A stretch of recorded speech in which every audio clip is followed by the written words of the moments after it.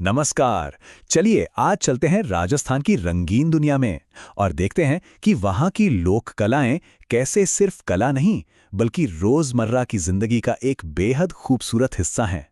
जब हम राजस्थान के बारे में सोचते हैं तो क्या ख्याल आता है? शायद एक बहुत बड़ा सूखा रेगिस्तान, दूर दूर तक रेत ही रेत, थोड़ा रंगहीन है ना? लेकिन असल में तस्वीर बिल्कुल अलग है। उसी सादे कैनवस पर वहां के लोगों ने अपनी कला से रंगों की ऐसी बौछार की है जो उस रेगिस्तान की सादगी को भी जिंदा दिल बना देती है। और पता है, यही बात सबसे दिलचस्प है। राजस्थान में कला कोई अलग से करने वाली चीज नहीं है, ये तो वहां के लोगों की जिंदगी का हिस्सा है, रोजमर्रा की जिंदगी का। तो चलिए सबसे पहले देखते हैं कि ये कला घरों में, आंगन में कैसे जिंदा रहती है।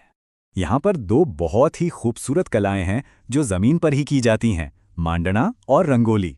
अब सुनने में शायद एक जैसी लगें, पर इनमें काफी फर्क है। ये देखिए, बाईं तरफ जो है वो है मांडना। इसमें ज्यादातर सफेद रंग से, जैसे चावल के पेस्ट से, ये ज्यामितीय मतलब ज्योमेट्रिकल डिजाइन बनाए जाते हैं। और दाईं तरफ ये है रंगोली, जिसमें चटक रंगों के पाउडर का इस्तेमाल होता है। लेकिन ये सिर्फ सजावट नहीं है, इसके पीछे एक गहरा मतलब है। ये बनाई जाती है बड़े बड़े त्योहारों पर, जैसे दिवाली या होली, या फिर घर में कोई शादी ब्याह जैसा शुभ काम हो। एक तरह से ये देवी देवताओं और मेहमानों के स्वागत का तरीका है। और हाँ, इसी के जरिए तो एक पीढ़ी अपनी कला दूसरी पीढ़ी को सिखाती है। और इसे बनाना भी कितना नेचुरल है। सबसे पहले तो फर्श या दीवार को अच्छे से साफ किया जाता है, फिर उस पर मिट्टी और गोबर का लेप लगाया जाता है, एक कैनवस की तरह। और फिर चावल के पेस्ट, खड़िया या गेरू जैसे बिल्कुल देसी नेचुरल रंगों से ये खूबसूरत डिजाइन उकेरे जाते हैं। तो ये तो हुई घर की, मतलब एक तरह से पूरे समुदाय की कला। लेकिन सवाल यह है कि क्या कला इतने पर्सनल लेवल पर भी उतरती है, मतलब जब कैनवस खुद इंसान का शरीर बन जाए? बिल्कुल। और यहीं पे आती है मेहंदी की कला। ये राजस्थानी लोक कला का शायद सबसे पर्सनल, सबसे खूबसूरत रूप है। जरा इन डिजाइन्स की बारीकी तो देखिए। हर एक लकीर, हर एक फूल पत्ती जैसे कोई कहानी कह रही हो। ये सिर्फ एक डिजाइन नहीं है, ये तो एक एहसास है, उत्सव का, खुशी का। तो ये मेहंदी होती क्या है? ये असल में हिना नाम के पौधे की पत्तियों का पेस्ट होता है। इसे शरीर पर लगाया जाता है और जब ये सूखकर हटता है तो पीछे एक गहरा, खूबसूरत लाल नारंगी सा रंग छोड़ जाता है। पर मेहंदी सिर्फ सुंदरता की बात नहीं है, इसका सांस्कृतिक महत्व बहुत गहरा है। ये दुल्हन के 16 श्रृंगार का एक जरूरी हिस्सा है। इसे अच्छा शगुन, किस्मत और खुशी का प्रतीक मानते हैं। और तीज, दिवाली और खासकर शादियों में तो इसके बिना जश्न अधूरा है। अब चलिए आज के दौर में आते हैं और देखते हैं कि कैसे इस सदियों पुरानी परंपरा को मॉडर्न दुनिया में एक नई पहचान मिल रही है। कहानी बहुत दिलचस्प है। राजस्थान की एक खास तरह की मेहंदी अब इंटरनेशनल लेवल पर एक सुरक्षा कवच मिल गया है। जी हां, हम बात कर रहे हैं सोजत मेहंदी की। अब ये सुरक्षा कवच है क्या?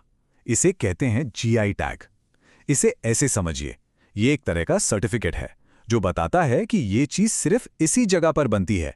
और इसकी जो खासियत है वो इसी जगह की मिट्टी पानी की वजह से है। मतलब ये असली होने की गारंटी है। और साल 2021 में राजस्थान के पाली जिले की इसी सोजत मेहंदी को ये प्रतिष्ठित जीआई टैग मिला। ये बहुत बड़ी बात थी। तो सवाल उठता है कि सोजत मेहंदी में ऐसा क्या खास है? पहली बात, ये सोजत इलाके में ही उगती है। दूसरी बात, इसकी खेती पूरी तरह से बारिश के पानी से होती है।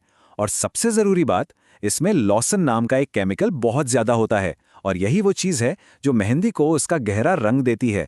इतना ही नहीं, इसमें कई औषधीय गुण भी होते हैं। तो इस जीआई टैग से फायदा क्या हुआ? देखिए, 3 बड़े फायदे हुए। पहला, इससे सोजत मेहंदी की असली पहचान सुरक्षित हो गई। कोई और इसे सोजत मेहंदी के नाम से नहीं बेच सकता। दूसरा, इससे वहां के स्थानीय किसानों को ताकत मिली, उनकी मेहनत को एक पहचान मिली। और तीसरा, जाहिर है जब पहचान मिलती है तो चीज की कीमत भी बढ़ती है, जिससे किसानों की आमदनी भी बढ़ी।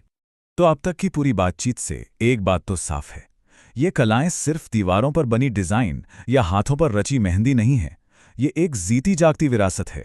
सोचिए जरा, कहाँ एक घर के दरवाजे पर मेहमानों के स्वागत के लिए बना एक छोटा सा मांडना, और कहाँ सोजत मेहंदी जिसे आज पूरी दुनिया में एक खास पहचान मिली है। ये दिखाता है कि ये परंपरा रुकी नहीं है, ये आज भी जिंदा है और समय के साथ बदल भी रही है। और एक बात इसे बहुत अच्छे से बयां करती है, ये कलाएं सिर्फ ख्याली पुलाव नहीं है, ये तो उन नैतिक और आध्यात्मिक आदर्शों को दिखाने का एक जरिया है जिन पर पूरा समाज चलता है। तो आखिर में हम कह सकते हैं कि ये लोक कलाएं वो धागे हैं जो राजस्थान के सुनहरे अतीत को आज के दौर से जोड़ते हैं। ये रोजमर्रा की साधारण सी जिंदगी में भी गहरे अर्थ और खूबसूरती के रंग भर देते हैं। तो जाते जाते एक सवाल छोड़ जाते हैं, हमारी अपनी जिंदगियों में ऐसी कौन सी छोटी छोटी परंपराएं हैं जो दुनिया को थोड़ा और रंगीन बना देती हैं? इस पर सोचिएगा जरूर।